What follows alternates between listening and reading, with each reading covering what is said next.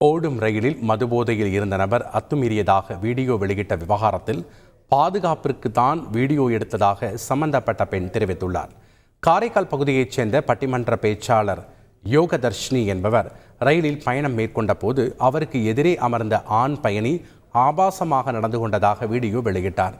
இந்த விவகாரம் வைரலானதை அடுத்து எந்த ஒரு நோக்கத்துடனும் வீடியோ எடுக்கவில்லை என்றும், ரொம்பவும் பாதிக்கக்கூடிய சம்பவத்தை தெரிவித்தால் பொதுமக்களுக்கு விழிப்புணர்வு ஏற்படும் என்பதாலேயே வீடியோ எடுத்ததாகவும் யோகதர்ஷினி தெரிவித்துள்ளார்.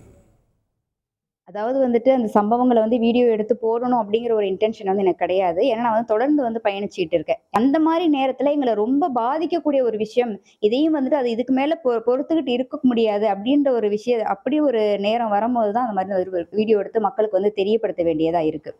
பெண் பயணிகளுக்கு ஒரு இடையூறு கொடுத்துக்கிட்டு இருக்காங்க. ஸோ அதுக்கு ஏதாச்சும் ஒரு சொல்யூஷன் கிடைக்கணும்னு சொல்லிட்டு தான் மெயினா என்னுடைய ஒரு சேஃப்டிக்காகவும் அந்த வீடியோ எடுத்து என் தம்பிக்கு அனுப்பிச்சேன்.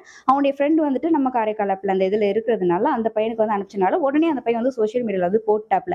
அதாவது ட்ரெயின் மூலியமாவும் சரக்கு எடுத்துட்டு போறாங்க, கம்பார்ட்மெண்ட்ல உட்காந்து ட்ரிங்க் பண்றாங்க, லேடிஸ்க்கு சேஃப்டி கிடையாது அப்படின்ற மாதிரி வரவும் அது ஒரு பெரிய இஷ்யூ ஆயிடுச்சு. ஸோ அது பண்ணியே ஆகணும் அப்படின்ற எந்த ஒரு இதுலயும் பண்ணல, எதிர்ச்சியா நடந்தது. பட் அது மக்களுக்கு ஒரு விழிப்புணர்வா இருக்கணும், எனக்கும் அந்த நேரத்துல ஒரு சேஃபா இருக்கணுங்கிறதுக்காக அந்த வீடியோ எடுத்தேன்.